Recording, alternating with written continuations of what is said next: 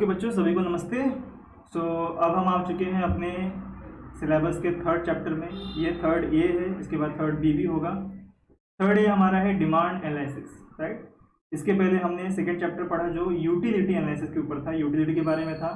उसमें हमने यूटिलिटी के टाइप्स, फीचर्स, राइट, उसके कॉन्सेप्ट, मार्जिनल यूटिलिटी और टोटल यूटिलिटी, दोनों के रिलेशनशिप्स, क्यों फ्लक्चुएशंस होते हैं, ये सारी चीज़ें हमने देखी, right.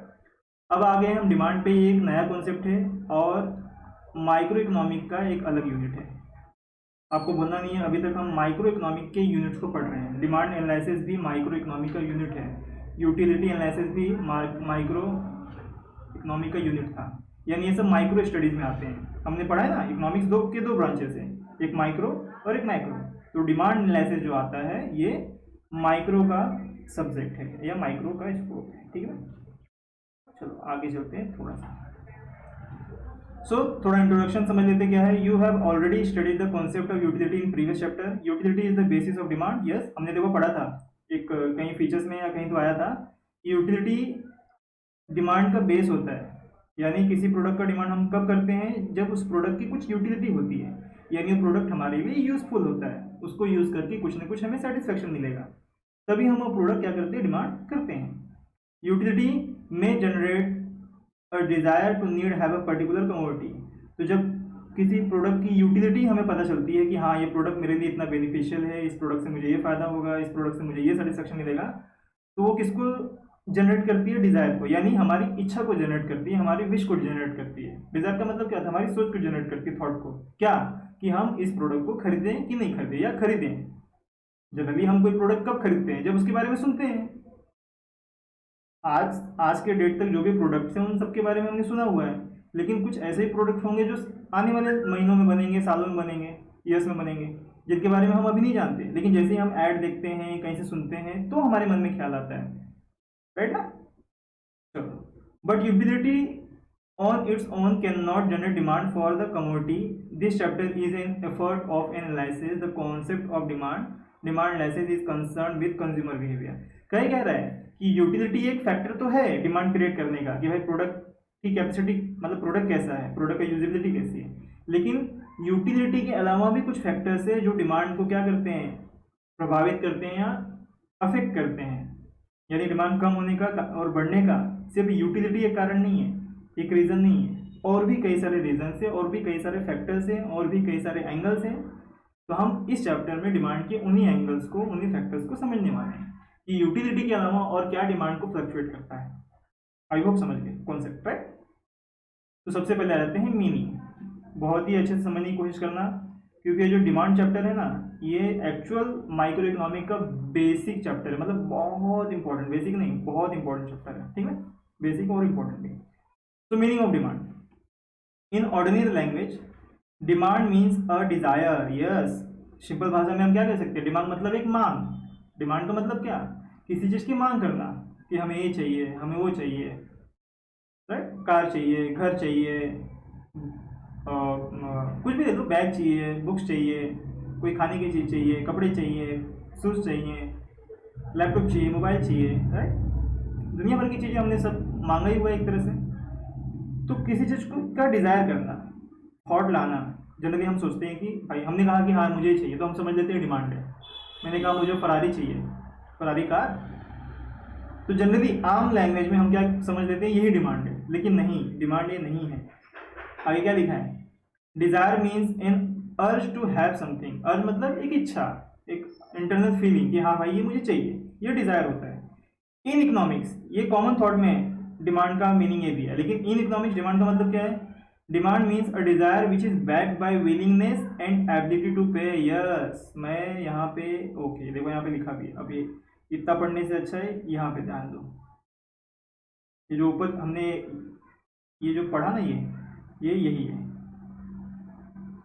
Demand is equal to, तो अभी तक चलाने नहीं आ रहा है, हाँ, demand is equal to desire plus willingness to purchase plus ability to pay. Yes, economics में डिमांड सिर्फ सोच से नहीं बन जाती, सिर्फ डिज़ायर से डिमांड नहीं बनता। इकोनॉमिक्स में डिज़ायर तो चाहिए ही, क्योंकि बिना सोचे हम किसी चीज़ को खरीदने के लिए जाएंगे नहीं, सोचेंगे नहीं तो खरीदेंगे कैसे, राइट। तो सबसे पहले तो थॉट आना चाहिए, डिज़ायर होनी चाहिए, इच्छा होनी चाहिए, विश होना चाहिए। Willingness to pay, sorry willingness to purchase, desire तो आ गया लेकिन खरीदने की इच्छा नहीं हो रही है। जैसे कार चाहिए लेकिन खरीदने की इच्छा नहीं हो रही है, तो नहीं चलेगा। थर्ड है ability to pay, yes Dzire भी है, इच्छा भी है, लेकिन पैसे नहीं है।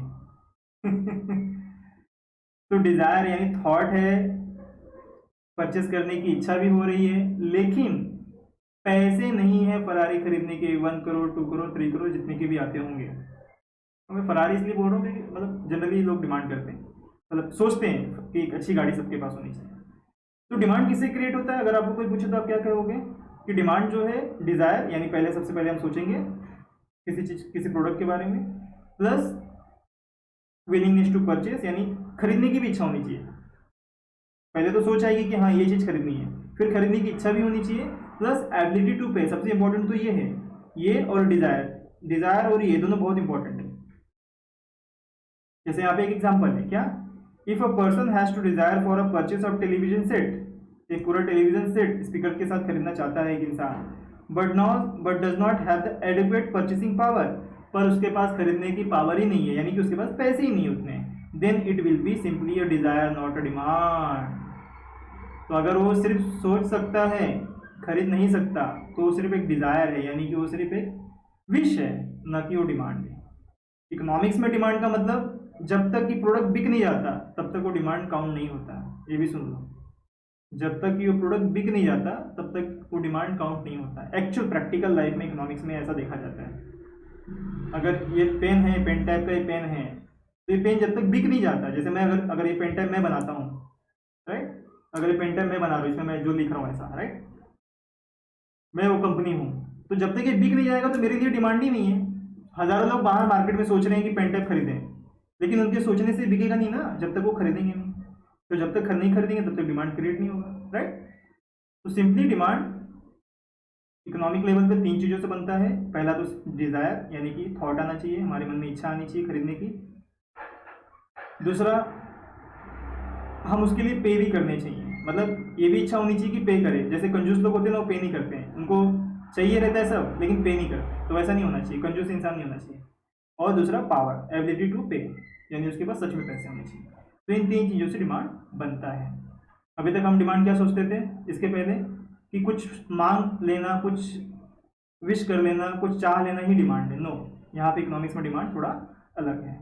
चाहने के अलावा आपकी कैपेसिटी भी होनी चाहिए और इच्छा भी कि उतना पैसा दूँ। देखो, ये विलिंगनेस टू परचेज का मतलब एक और चीज़ है। जैसे आप थोड़ा और वक्त ले लेते हैं डिमांड पे। तो जैसे कि मान लो जैसे कोई छोटा बच्चा है, और छोटे बच्चे जो होते हैं ना, हर चीज़ को देख के ये चाहिए वो चाहिए वो चाहिए, उनको कोई भी खराब चीज़ भी होगी तो वो भी मांगेंगे, क्योंकि उनको नहीं पता वो क्या चीज़ है। जैसे छोटा बच्चा है और मोबाइल की डिमांड करता है, 7-8 साल का हो चुका है और मस्त एप्पल फ़ोन की डिमांड कर रहा है, तो पेरेंट्स क्या करेंगे?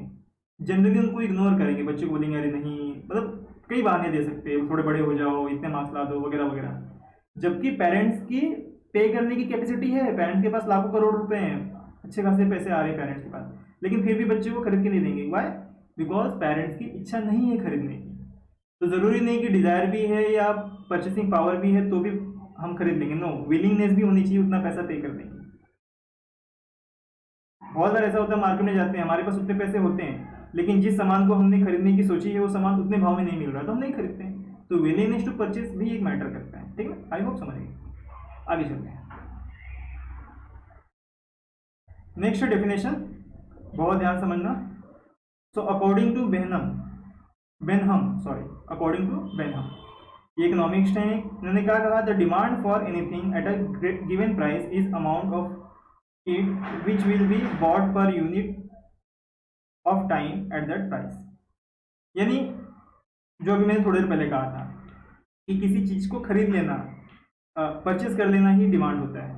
क्या लिखा? द डिमांड फॉर एनीथिंग, कुछ भी डिमांड करो, एट अ गिवन प्राइस, जिसका प्राइस ऑलरेडी डिसाइडेड होता है मार्केट में। जब हम कहीं मार्केट में निकलते हैं तो जो चीज़ खरीदने जा रहे हैं उसका एक ऑलरेडी प्राइस होता है जो सामने वाला मैन्युफैक्चरर डिसाइड करके रखता है। जैसे कि मैं पेन टेप जब लेने के लिए गया तो ऑलरेडी इसका एक प्राइस था मार्केट के अंदर, right. Is that amount of it which will be bought per unit of time at that price, और इसी प्राइस पे जो गिवन प्राइस होता है इसी पे हम खरीदते हैं।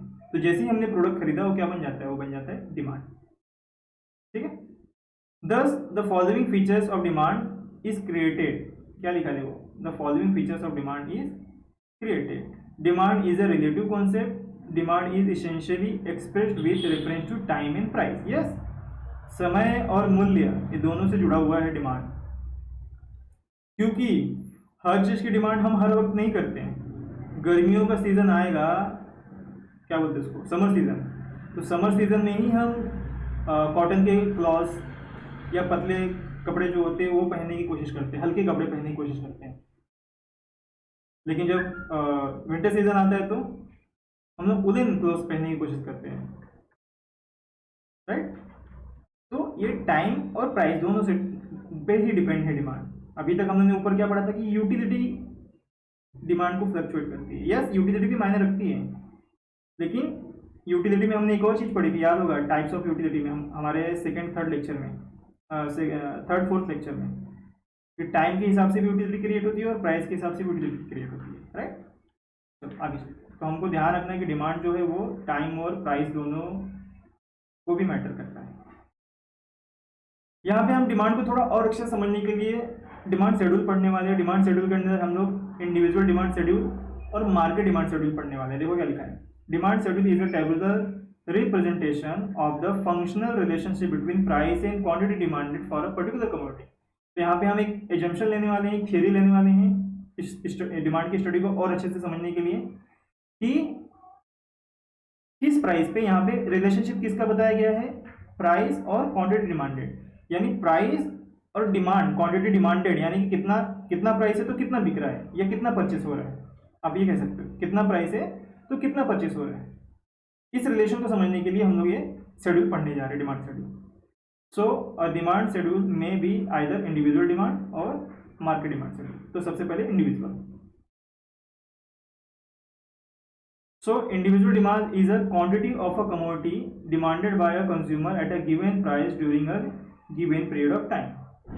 तो इंडिविजुअल डिमांड क्या है, किसी एक व्यक्ति, इंडिविजुअल यानी कोई एक पर्सन, एक इंसान, एक आदमी या एक औरत, कोई भी हो सकता है, एक कंज्यूमर आप कह सकते हो, एक कंज्यूमर, सिंगल कंज्यूमर कोई भी एक पर्टिकुलर प्रोडक्ट डिमांड करता है एक पर्टिकुलर टाइम में. ये इंडिविजुअल डिमांड शेड्यूल का एक एजम्पशन थियरी है, ठीक है. So individual demand schedule is a tabular representation showing different quantities of commodities that an individual consumer is prepared to buy at a various prices over a given period of time. तो हम यहाँ पे नीचे एक table दिया हुआ है, ये क्या कह रहे हैं कि हम टेबल से ये समझेंगे कि एक इंसान, एक कंज्यूमर, एक जो कंज्यूमर है वो अलग अलग प्राइसेस पे कितनी कितनी डिमांड करता है, इस बात को समझना है. तो इस टेबल को समझेंगे. यहाँ टेबल के पहले कॉलम में दिया है प्राइस ऑफ कमोडिटी. कमोडिटी को एक्स मान लिया गया है, ठीक है, एक्स कमोडिटी. मान लो एप्पल है, ऑरेंज है, कुछ भी ले लो, राइट. तो एक्स एक कमोडिटी है, ये उसके प्राइसेस दिए हुए 10, 8, 6, 4, 2. और यहाँ राइट साइड में क्या दिया है, quantity demanded of commodity x, यानी कि कितना कितना डिमांड किया गया है जब जब प्राइस इतना था. तो जैसे कि जब 10 रुपये प्राइस था, 10 रुपीज़ प्राइस था उस कमोडिटी का, कमोडिटी एक्स का, तो कमोडिटी एक्स कितनी डिमांड की गई उस इंडिविजुअल के थ्रू, एक की गई. जैसे वो इंडिविजुअल समझ लो आप ही हो, आप अपने आप को समझो कि यहाँ पे वो कंज्यूमर कौन है, आप हो, अकेले कंज्यूमर हो जो हो वो आप हो. तो जब 10 रुपये प्राइस था तो आपने कितना डिमांड किया, इन केजीस लिखा तो 1 kg डिमांड किया. जैसे ही प्राइस 10 से 8 होता है, जैसे ही प्राइस 8 होता है फ्रॉम 10, सो आपका जो डिमांड है 1 से 2 kg पे चला जाता है, यानी आप थोड़ा ज़्यादा डिमांड करते हो बिकॉज थोड़ा सस्ता हो गया. वैसे ही फिर जैसे ही वो 8 से 6 प्राइस होता है, पर केजी होता है, तो आपने 2 की बजाय 3 किलो खरीदना पसंद किया. और जैसे ही वो 6 से 4 रुपीज़ होता है पर केजी, तो आपने और 1 किलो खरीदना स्टार्ट कर दिया. और जैसे ही वो 4 से 2 हो जाता है तो आपने 5 किलो खरीदना शुरू कर दिया, ठीक ना. तो कहने का मतलब क्या है, अगर इसको थोड़ा ध्यान समझे तो जैसे जैसे प्राइस कम हो रहा है, 10 से 8, 8 से 6, 6 से 4, 4 से 2, वैसे वैसे हमारा डिमांड, क्वांटिटी डिमांडेड क्या हो रहा है, बढ़ते जा रहा है. 1 से 2, 2 से 3, 3 से 4, 4 से 5. और आपको भी एग्जाम में, अगर एग्जाम पर्पज में भी आता है कि डिमांड शेड्यूल बताओ, तो आपको भी इसी तरह बनाना है, क्योंकि ये एक कॉमन थियरी है. आप अपने आप पर भी अप्लाई करके देख सकते हो कि मार्केट में कोई चीज़ एक पर्टिकुलर प्राइस थी, जैसे कि 10 रुपये ऑलरेडी नॉर्मल रेट पे मिल रहा था, लेकिन धीरे धीरे जब डिमांड कम होता गया तो हम वो चीज़ ज़्यादा कंज्यूम करना स्टार्ट कर देंगे, क्योंकि हम भी चाहते हैं कि हमारे पैसे का हम इस्तेमाल और अच्छे से करें, यानी कि कम पैसा देके ज़्यादा कंज्यूम करें। हर कोई चाहता है, सीधी सी बात है, यानी कम खर्चा हो लेकिन सर्विस ज़्यादा लें, प्रोडक्ट ज़्यादा लें, कंजप्शन ज़्यादा करें, हर कोई चाहता है, राइट। तो अगर इसको समझेंगे तो क्या होता है, टेबल को समझे तो 3.1 table shows different quantity of commodity x purchased bye an individual consumer at various prices. हमने पढ़ा ना ऊपर कि 10 से 8, 8 से 6, 6 से 4, 4 से 2, प्राइस जैसे जैसे कम होता गया हमारी डिमांड में भी फ्लक्चुएशन आया है, यानी अलग अलग प्राइस पे हमने डिमांड भी अलग अलग किया है, right. It can be observed that less quantity of commodity is demanded at rising prices and more quantity of commodity is demanded at falling prices. Yes, थोड़ा ऊपर आते वापस समझते हैं, बहुत जरूरी है, डिमांड चैप्टर बहुत इंपॉर्टेंट है, तो इसको अच्छे से समझेंगे थोड़ा टाइम लेकर।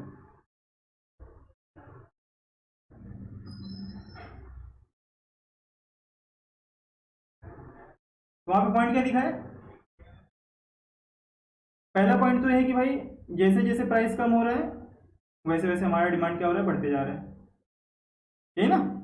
इसको उल्टा भी देख सकते हैं, कैसे कि मान लेते हैं कि शुरुआती जो प्राइस था वो कितना था, 2 रुपीज़ था, तो हमने कितना डिमांड किया, 5। जैसे ही प्राइस बढ़ा 4 हो गया तो हमने डिमांड कितना किया, 5 से 4 कर दिया, यानी कम कर दिया।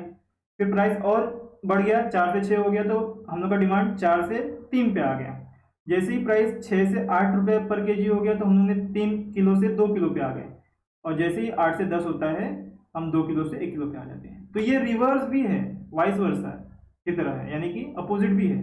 यहाँ पे प्राइस कम हो रहा था तो डिमांड बढ़ रहा था, तो जैसे जैसे प्राइस बढ़ेगा वैसे वैसे डिमांड क्या हो जाता है, कम हो जाएगा। तो इसको अगर मैं अच्छे से लिखूँ अलग जगह पे, तो अगर प्राइस बढ़ता है तो डिमांड क्या होता है, कम हो जाता है, और प्राइस अगर कम होता है तो डिमांड बढ़ता है। सिंपल थ्योरी है ये, वही लिखा है यहाँ पे। अब उस डिमांड टेबल को जो शेड्यूल था उसको डिमांड कर्व में कन्वर्ट किया गया है। Individual demand curve is graphical representation of individual demand schedule. तो जो ऊपर शेड्यूल थे यानी जो टेबल तैयार किया गया था उसको यहाँ पे देखो प्रेजेंट किया है। यहाँ पे देखो ये वाई एक्सिस है, ये एक्स एक्सिस है। क्या किया है, वाई एक्सिस पे प्राइस दिया गया है और एक्स एक्सिस पे क्वांटिटी डिमांडेड, राइट। तो हमने देखा था कि जब प्राइस 10 रुपया था तो कितना डिमांड किया उसने, 1। तो देखो ए लाइन जाके यहाँ पे मिलती है, राइट ना। तो जैसे ही प्राइस कम हुआ 8 तो उसने डिमांड ज़्यादा करना स्टार्ट कर दिया, 2 किलो स्टार्ट कर दिया था डिमांड करना। तो ये लाइन ऐसे बन गई। उसी तरह जब 6 हुआ तो ये 3 किलो डिमांड करना, यानी डिमांड बढ़ते गया। वैसे जब 4 रुपया हुआ तो डिमांड और बढ़ा, 4 किलो डिमांड करना चालू कर दिया। जब प्राइस 2 रुपीज़ पर केजी हुआ तो उसने 5 किलो डिमांड करना स्टार्ट कर दिया। इस तरह से देखा जाए तो डिमांड कर्व क्या है, स्लोप डाउनवर्ड हो रहा है यहाँ से यहाँ तक। ये डी का मतलब है डिमांड कर्व। आई होप समझ गए, राइट। तो ये normal demand, D demand curve.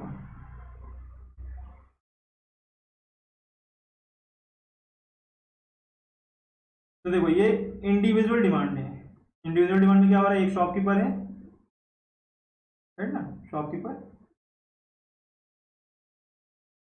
और ये कौन है, consumer.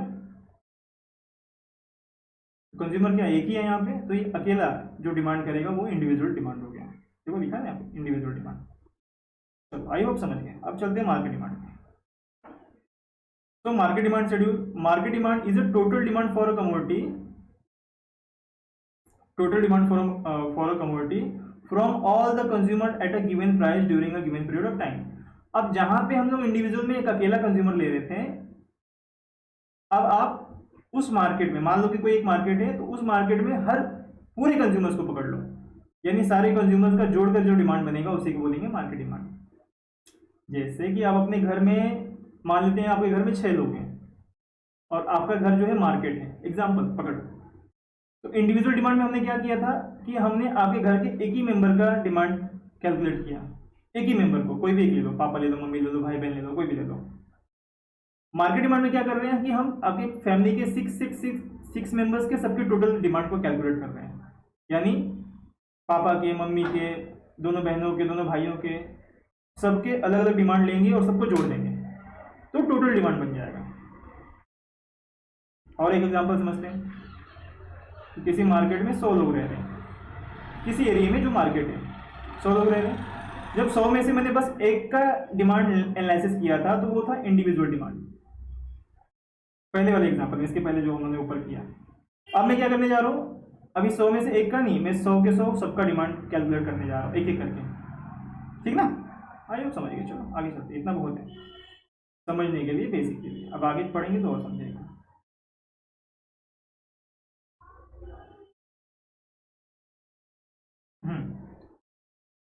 So market demand schedule is a tabular representation showing different quantities of commodity which all consumers are prepared to buy at various prices over a period of time. It is obtained by a horizontal summation of, ऊपर आते हैं थोड़ा, of the demand of all consumers। देखो यहाँ पे all consumers लिखा है, यानी कि जितने उस मार्केट में अवेलेबल कंज्यूमर्स हैं सबके डिमांड को कैलकुलेट करेंगे एक साथ at various prices। It also indicates an inverse relationship between price and quantity demanded. Okay, so this can be explained with the help of the following market demand schedule। ध्यान दो, यहाँ पे बहुत अच्छा और एकदम मस्त कॉन्सेप्ट है ये। थोड़ा नीचे देखो, हाँ देखो यहाँ पे एक प्राइस का कॉलम है, यानी कि प्राइस ऑफ कमोडिटी, जो इसको हम हमेशा एक्स पकड़ते हैं। Quantity of x demanded in KGs, और इस जो प्राइस ऑफ एक्स है, एक्स को कितना डिमांड किया गया है, इतने प्राइस पे कितना डिमांड हुआ है। और इस डिमांड के अंदर देखो कंज्यूमर 1, कंज्यूमर 2, कंज्यूमर 3, यहाँ पे कंज्यूमर ए लिया गया है, यानी ए नाम का कंज्यूमर, बी नाम का कंज्यूमर और सी नाम का कंज्यूमर। हो सकता है आपके मन में आए कि सर मार्केट में 3 ही लोग थोड़ी होते हैं। हाँ भाई, मार्केट में बहुत लोग होते हैं, 100, 200, 1000, लाख लोग भी हो सकते हैं किसी जगह पे, लेकिन स्टडी करते टाइम तो हम कुछ ही लोग का पकड़ेंगे ना। अब लाखों लोग का आंकड़ा यहाँ लिख सकते हैं क्या? नहीं ना। तो यहाँ पे एग्जाम्पल में पकड़ लिया इन्होंने कि मार्केट में 3 ही लोग हैं, ए, बी और सी, एजम्पशन है, राइट। और यहाँ पे मार्केट डिमांड क्या किया गया है, ये ए का डिमांड, बी का डिमांड, सी का डिमांड, तीनों का यहाँ पे प्लस करेंगे, तो ये जो कॉलम बनेगा इसी को बोलेंगे मार्केट डिमांड। सिंपल सी बात है ना। मार्केट डिमांड कैसे बनेगा? उन सारे लोगों की डिमांड को जोड़कर, वही किया गया। तो देखो क्या लिखा है, एक्स कमोडिटी है, एक्स कमोडिटी का प्राइस कितना है 10। जब 10 रुपये प्राइस था तो ए ने कितना डिमांड किया 5, बी ने कितना डिमांड किया 10 और सी ने कितना डिमांड किया 15। अब बोलोगे सर अलग अलग डिमांड क्यों कर रहे हैं लोग, 10 रुपये में सबका सेम डिमांड होना चाहिए। तो मुझे आप ये बताओ भाई कि पॉसिबल है कि मार्केट में सब लोग एक ही तरह का प्रोडक्ट एक ही क्वांटिटी में खरीद देते हैं? जब आप बाजार जाते हो तो अगर आपने 1 किलो कांदा लिया तो आपको क्या लगता है सभी लोग 1 किलो कांदा लेते हैं? नहीं ना। कांदा मीन्स ओनियन, सॉरी मैं अपने भाषा में कह रहा हूँ, कांदा मीन्स ओनियन, प्याज। तो प्याज जो है वो सब लोग एक ही केजी लेंगे क्या? नहीं। जिसकी जितनी कैपेसिटी होगी, जिसके जितने घर में खपत होगी, जितना कंजप्शन होगा उस हिसाब से वो ले जाएगा। तो हो सकता है कि जब 10 रुपये प्राइस है तो एक एक घर में खपत जो है वो 5 किलो का है, बी के घर में 10 किलो का है और सी के घर में 15 किलो का है, राइट। तो उसी तरह से जब 10 रुपये प्राइस था तो मार्केट डिमांड कितना हो गया? 5, 10, 15 प्लस 15 30। तो मार्केट डिमांड टोटल 30 था जब प्राइस 10 रुपया था एक्स का। एक्स को पकड़ लो, एप्पल पकड़ लेते, चलो एप्पल अच्छा रहेगा, एप्पल एप्पल। तो जब एप्पल का प्राइस 10 रुपया पर केजी था तो ए ने 5 केजी डिमांड किया, खरीदा, डिमांड नहीं किया, खरीदा। बी ने 10 केजी खरीदा और सी ने 15 केजी। टोटल कितना केजी बिक गया? 30 केजी। ये हो गया मार्केट डिमांड। उसी तरह से जब प्राइस कम हुआ 10 से 8 हो गया, तब तीनों ने कैसे कैसे कंज्यूम किया, डिमांड किया। तो जब 8 रुपया हुआ तो ए ने 5 से 10 कर लिया, यानी 5 किलो, डबल कर लिया एक तरह से देखा जाए तो। बी ने 10 से 15 कर लिया और सी ने 15 से 20 कर लिया। और इस तरह से जब टोटल डिमांड देखा गया, मार्केट डिमांड 8 रुपये के हिसाब से, तो पाया गया कि टोटल 45 केजीज बिक गए मार्केट में एप्पल। उसी तरह जब 6 रुपये प्राइस हुआ 6 रुपीज़ पे आ गया, यानी और प्राइस कम हो गया, तो डिमांड देखो कंटिन्यूसली बढ़ रहा है। ए ने पहले 5 किया था 10 पे, 10 के प्राइस पे 5 किलो डिमांड किया था, 8 के प्राइस पे 10 किलो किया है, और अब 6 रुपये के प्राइस पे इसने 15 किलो किया है। उसी तरह से जो बी है वो 15 से 20 किलो कर रहा है, और जो सी है वो पहले उसने 20 किया था वो 25 किलो कर रहा है। तो टोटल मार्केट डिमांड कितना हो गया? 60। लाइक वाइज जब 4 रुपया होता है तो ये डिमांड हो गया है, और जब 2 रुपया हुआ तो ये डिमांड हो गया है। अगेन इरेज करता हूँ और थोड़ा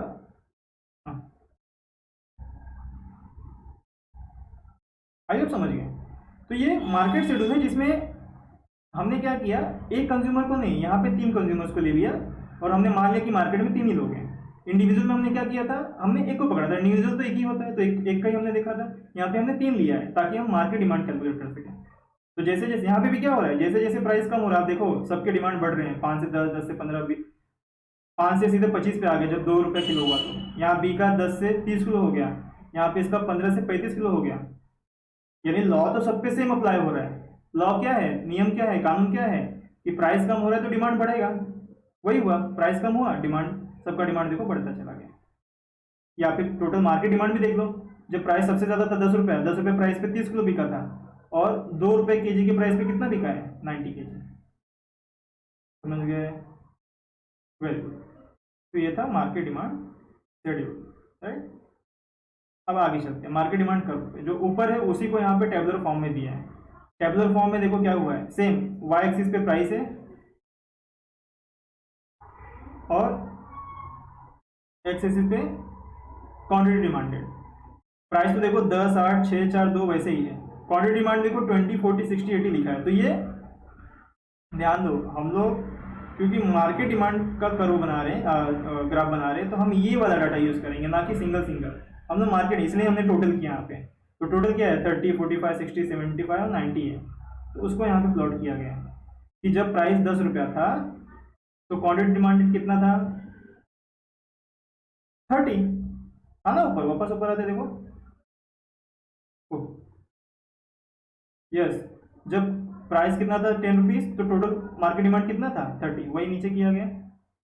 जब प्राइस 10 रुपया था टोटल 30, 20 और 40 के बीच में 30 आएगा। सेम जब 8 रुपया प्राइस हुआ तो 30 से बढ़कर शायद 45 पे आ गया, राइट।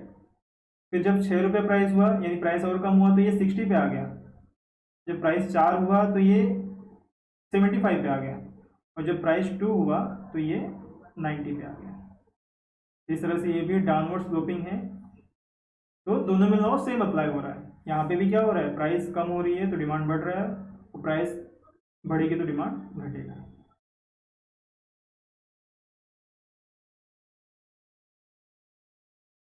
ओके, तो हम इस वीडियो को थोड़ा और हल्का सा लंबा करके इसके रीजंस, यानी क्या लिखा है, reason justifying downward sloping demand curve as follow. Downward sloping का मतलब क्या है, हमने क्या देखा कि डिमांड कर्व ऊपर से किस तरफ जा रहा है, ऐसा डिमांड कर्व डाउनवर्ड स्लोपिंग है। क्यों ऐसा है, इसके कारण है, यानी डिमांड जो फ्लक्चुएट हो रहा है उसके कारण है। क्या कारण है, यहाँ पे हम समझेंगे। पहला कारण, थोड़ा कलर चेंज कर देते हैं इसका, ये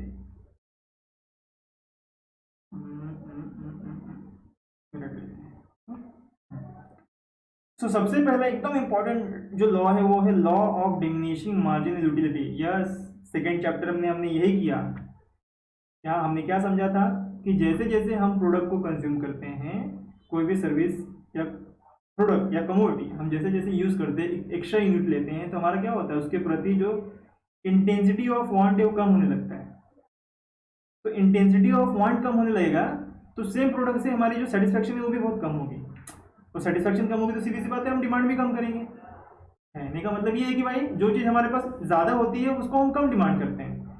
ये यहाँ पे लॉ बताता है, ये हमने सेकंड चैप्टर में किया था, वो वीडियो देख सकते हो। So we have seen that marginal utility goes diminishing with an increase in the stock of a commodity and vice versa. Therefore, a consumer tend to buy more when price falls and vice versa. Thus, this implies that demand curve is slow downward. ये तो हमने पहले ही पढ़ा था, right? Second है income effect. Yes, in the case of normal goods के बारे में बात हो रही है. When price falls, purchasing power यानी real income of a consumer increases, which enables him to buy more of that commodity. This is known as income effect. Yes, थोड़ा सा हल्का सा पेचीदा है। जैसे मान लेते हैं कि एग्जाम्पल में पकड़ लेते हैं कि किसी के घर की इनकम 10,000 है और उस 10,000 में 5,000 वो फूड पे खर्च करते थे जब प्राइस नॉर्मल था, ठीक ना, एग्जाम्पल पकड़ लेते हैं। अब क्या हुआ, अभी भी इनकम 10 ही है लेकिन मार्केट में फूड के जो प्राइसेस है वो कम हो गए, जो हम कंज्यूम कर रहे हैं उसके प्राइसेस क्या हो गए, कम हो गए। मैं मान के चलता हूँ 20% कम हो गए, तो 5 के फूड पे खर्च करते थे, यानी 5,000। तो 5,000 का 20% जब कम होगा तो यानी अब वो कितना खर्च करेंगे, 4,000 फूड पे खर्च करेंगे, उतना ही फूड के लिए। ध्यान ध्यान देना, समझना मेरी बात को, वापस से समझाता हूँ। 10 के इनकम है फैमिली का, तो वो 5,000 रुपये खर्च करती है खाने के ऊपर, ठीक ना। अगले महीने क्या हुआ कि इनकम तो सेम ही रहेगी, अचानक इनकम तो बढ़ेगी नहीं। यहाँ पे इनकम को वैसे भी हमको कांस्टेंट पकड़ना है, तो इनकम 10 ही है, लेकिन जो मार्केट में प्राइसेस हैं फूड के वो कम हो गए 20%। तो 5,000 के 20% 1,000 होता है, तो 1,000 कम हो गए, यानी अब वो अगले महीने 4,000 खर्च करेंगे सेम फूड पे। तो जहां पे पहले उन्होंने 10 में से 5 खर्च कर दिया था, तो 5 सेविंग हो रही थी, सही ना, 5,000 ही बच रहा था।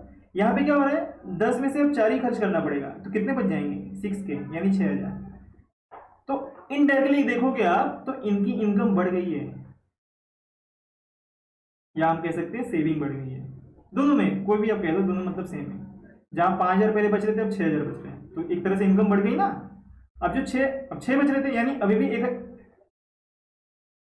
5 की बजाय 6 बचा, यानी अभी भी 1,000 ऐसा है जिसका हम इस्तेमाल कर सकते हैं। तो इस 1,000 का वो कुछ और कंज्यूम करने में खर्च करेगा। सीधी सी बात है, पैसे बचे तो उसको कहीं और यूज किया जाएगा।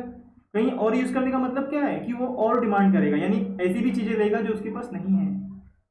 यही यहाँ पे समझने की कोशिश हो रही है कि, रुको थोड़ा ये कर देते हैं, तो यहाँ पे समझने की कोशिश ये भी हो रही है। इससे क्या हुआ, जैसे ही प्राइस फॉल हुआ तो उसका परचेसिंग पावर क्या हो गया, बढ़ गया, यानी कि रियल इनकम बढ़ गई उसकी। जहाँ पे उसके पास 5,000 पहले बच रहा था, 5,000 खर्च करने के बाद अब उसके पास 6,000 बच रहा है, क्योंकि वो खर्च सिर्फ 4,000 किया इस महीने, बिकॉज प्राइसेस जो हो गए गिर गए मार्केट में। और वैसे ठीक उल्टा होता है, अगर मान लो 20% से बढ़ गया, 10,000 इनकम थी, 5 खर्च कर रहा था, लेकिन 20% से बढ़ गया, तो 10,000 अभी भी इनकम है, लेकिन 20% से बढ़ गया, मतलब अब 6,000 खर्च करेगा, तो अब कितना बचेगा, 4। यानी वो डिमांड करना कम कर देगा, क्योंकि वो तो 6 खर्च करना नहीं चाहता, वो 5 ही खर्च करना चाहता है, ठीक ना। तो इस तरह से ये डिमांड को फ्लक्चुएट करता है। आई होप समझ गए। नेक्स्ट है substitute effect. In case of substitute goods, when the price of commodity rises, the consumer tend to buy more its substitute and less that of commodity whose price is increased. This is known as substitute effect. Yes, पहली बात तो substitute क्या होता है। Substitute को आप simple भाषा में कह सकते हो, एक ही फीचर का दूसरा प्रोडक्ट, एक ही फीचर के दूसरे प्रोडक्ट। जैसे यहाँ पे आपके बहुत बार एग्जांपल में दिया होता है टी और कॉफी, यस, बहुत बेसिक एग्जांपल, इसको बोलते हैं सब्स्टिट्यूट। टीवी और कॉफ़ी दोनों एक ही काम करते हैं, सुबह उठ के फ्रेशनेस के लिए, है। टी और कॉफ़ी एक दूसरे के सब्स्टिट्यूट है, सेम टू सेम, भाई भाई हैं, आप कह सकते हो भाई भाई हैं, तो मतलब सब्स्टिट्यूट है, राइट। तो क्या कह रहा है कि भाई मान लेते टी का प्राइस भी 10 था और कॉफ़ी का प्राइस भी 10 था, टी वाले ने अपना प्राइस इंक्रीज कर दिया, चलो 10 प्राइस था, और इसको पीने वाले यहाँ पे 100 लोग थे, और यहाँ पे भी इसको पीने वाले 100 लोग हैं, ऐसा मान के चलते हैं जंक्शन। जैसे ही टी वाले ने अपना प्राइस 10 से 15 कर दिया, कितना कर दिया, 15, तो भाई अब जो टी पीने वाले वो क्या बोलेंगे, अरे यार ये तो कॉफी से भी महंगा हो गया। तो ऑलमोस्ट इसमें से 50 लोग, हम लोग एज्यूम कर लेते हैं 50% लोग कहाँ चले जाएंगे, क्या पीने चले जाएंगे, कॉफी पीने चले जाएंगे, यानी 50 लोग यहाँ पे ऐड हो जाएंगे। यानी यहाँ पे कितने डिमांड हो गई अभी, 150 की। तो कहने का मतलब क्या है कि एक सब्स्टिट्यूट का मतलब होता है कि दोनों में से किसी एक ने भी अपने प्राइस को फ्लक्चुएट किया, तो उन दूसरे वाले की प्राइस में, दूसरे वाले की डिमांड में फ्लक्चुएशन आता है। यहाँ पे टी ने प्राइस बढ़ाया था, जबकि कॉफी का प्राइस तो अभी भी सेम है, फिर भी यहाँ पे इसके कस्टमर 50 बढ़ गए, क्यों, क्योंकि इसके सब्स्टिट्यूट ने प्राइस बढ़ा दिया, तो वहां से लोग कम होकर कॉफी पीना चालू कर दिए, वहां से लोग कम होकर कॉफी की तरफ आ गए। बस ठीक यही उल्टा भी होता है, मान लो कि टी का प्राइस 10 से उन्होंने 5 कर दिया, तो जो कॉफी वाले पीने वाले लोग हैं यहाँ से 50 यहाँ चले जाएंगे, बोलेंगे यार टी बहुत सस्ता हो गया, टी पीते हैं, कॉफी पे कौन 10 रुपए खर्च करे। तो दोनों सिचुएशन में क्या हुआ, टी ने बस अपना प्राइस चेंज किया और प्राइस बढ़ाया और कम किया, लेकिन किसकी डिमांड में फर्क आ गया, कॉफी के। टी के भी आ रहा है, लेकिन कॉफी को फायदा हो रहा है, जबकि कॉफी अपने प्राइस को कुछ भी नहीं कर रहा है, कॉफ़ी का प्राइस वैसे का वैसे ही। टी ने अपना प्राइस कम किया तो कॉफ़ी वाले उसकी तरफ आ जाएंगे, और टी ने अगर अपना प्राइस बढ़ाया तो जो टी वाले हैं वो कॉफ़ी की तरफ चले जाएंगे, जबकि कॉफ़ी का प्राइस तो सेम ही है, 10 ही रुपये अभी भी, ठीक ना। तो इस तरह से भी डिमांड क्या होता है, कम ज़्यादा होता है सब्स्टिट्यूट इफेक्ट की वजह से। मेरे जैसा कोई और प्रोडक्ट बेच रहा है, अगर उसने अपने प्रोडक्ट के फीचर्स में, अपने प्राइसेस में फ्लक्चुएशन लाया, कम ज़्यादा किया, तो मेरे भी कस्टमर कम ज़्यादा होने के चांसेस होते हैं, ठीक ना। अभी ये वही बात हो गई, जैसे कि मान लो कि आईफोन जो है वो सैमसंग से भी सस्ता मिलने लगे, तो लगता है आपको कोई सैमसंग खरीदेगा? बिल्कुल नहीं खरीदेगा, सब चल जाएंगे आईफोन खरीदने के लिए, ठीक ना। मल्टीपर्पज यूजेस, यस, ये भी एक कारण है डिमांड के फ्लक्चुएट होने के। When a commodity can be used for satisfying several needs, several needs का मतलब है हम एक सामान लेकर उसके बहुत सारी यूजेस करते हैं। जैसे हमने लैपटॉप लिया है, तो लैपटॉप या मोबाइल हम सिर्फ फ़ोन पे बातें करने के लिए नहीं लिए हैं, हम उसमें इंटरनेट भी यूज़ करते हैं। इंटरनेट यूज़ करके हम कभी कभी वीडियो देखते हैं, ऑडियो देखते हैं। इंटरनेट यूज़ करके हम न्यूज़ पढ़ते हैं, इंटरनेट यूज़ करके हम न्यूज़ देखते हैं, बुक रीडिंग्स करते हैं, ऑनलाइन लेक्चर्स ले रहे हैं। फिर मल्टीपल पर्पज़ यूज़ हो गया उस फ़ोन का या लैपटॉप का, ठीक है। तो ये भी एक कारण है डिमांड का कि कोई प्रोडक्ट कितना यूजेबल है। अगर मैं कोई ऐसा फ़ोन दूं जिसके अंदर सिर्फ आप यूट्यूब देख सकते हो और कुछ नहीं कर सकते, वीडियो कॉल नहीं कर सकते, फ़ोन नहीं कर सकते और कुछ नहीं कर सकते, सिर्फ यूट्यूब देख सकते हो, तो सीधी सी बात है आप नहीं लोगे, बोलोगे यार क्या ही फ़ायदा इसको लेके। तो किसी प्रोडक्ट का यूजेस कितना है, यानी वो कितने पर्पज़ के लिए यूज़ हो पाएगा, उसके हिसाब से प्रोडक्ट की डिमांड में फ्लक्चुएशन आता है, ठीक है।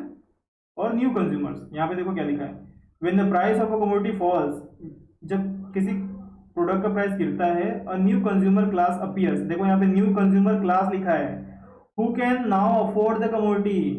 मान लेते हैं कि पहले कोई मोबाइल है जो 20,000 की थी, तो इसको 10,000 लोग ही डिमांड कर रहे थे, क्योंकि इन 10,000 लोगों के पास 20,000 रुपये थे। लेकिन जैसे ही ये मोबाइल का प्राइस 10 से कम होके 20 से कम होके 10 हो गया, तो सीधी सी बात है ना, अब और भी लोग जुड़ जाएंगे जिनके पास 10,000 हो सकता है उनके पास 20 नहीं था लेकिन उनके पास 10 हो, तो हो सकता है जहाँ पे 10,000 लोग खरीद रहे थे वहाँ पे 30,000 लोग खरीदना स्टार्ट करते हैं, क्योंकि जो 20 ऐड हो रहे हैं उन 20 के पास 10,000 रुपये हैं। जब सस्ता होगा तो लोग और जुड़ेंगे ना, जानिए जो जिनकी इनकम कम है वो भी खरीदना स्टार्ट कर देंगे, क्योंकि उनके भाव में आ गया, उनके रेट में आ गया, सिंपल। चलो, तो ये था न्यू कंज्यूमर्स। तो ये हमने डिमांड, आगे क्या है, आगे है, एक मिनट रुक जाओ, क्या है आगे है टाइप्स ऑफ डिमांड। तो ये हम अगले लेक्चर में करेंगे, वैसे भी वीडियो था आई थिंक ठीक ठाक 1 घंटे की हो गई होगी। तो हमने क्या समझा, हमने डिमांड समझा। डिमांड में हमने क्या समझा कि डिमांड कॉमन शब्द में तो डिजायर है, लेकिन इकोनॉमिक टर्म में क्या है, डिजायर यानी थॉट तो होना चाहिए, प्लस एबिलिटी टू पे। एबिलिटी का मतलब हमारे पास उतने पैसे भी होनी चाहिए, हमारी उतनी हैसियत भी होनी चाहिए, उतनी कमाई भी होनी चाहिए, और दूसरा इच्छा भी होनी चाहिए वो पैसा पे करने की। तो 3 चीज़ों से डिमांड बनता है। जब ये तीनों हो जाती है तो डिमांड क्रिएट हो जाता है, यानी हम वो चीज़ खरीद लेंगे, राइट। फिर हमने उसके रीजंस को पढ़ा यहाँ पर, ठीक ना। और उसके अलावा हमने डिमांड शेड्यूल पढ़ा, जिसमें हमने इंडिविजुअल डिमांड पढ़ा कि इंडिविजुअल किस तरह डिमांड करता है, और हमने मार्केट डिमांड पढ़ा कि मार्केट में बाकी कंज्यूमर्स कैसे डिमांड करते हैं, ABC या कितने भी टाइप के जितने भी कंज्यूमर हैं। और इन सबको पढ़ने में हमें क्या समझ में आया कॉमनली, कि किसी प्रोडक्ट की प्राइस कम होने से उसके डिमांड में इंक्रीजमेंट होता है या इंक्रीज होता है उसका डिमांड, और प्राइस अगर बढ़ता है तो डिमांड क्या होता है, कम होता है। तो ये बात आपको ध्यान रखनी है, ठीक है। तो मिलते हैं अगले लेक्चर में। Thank you.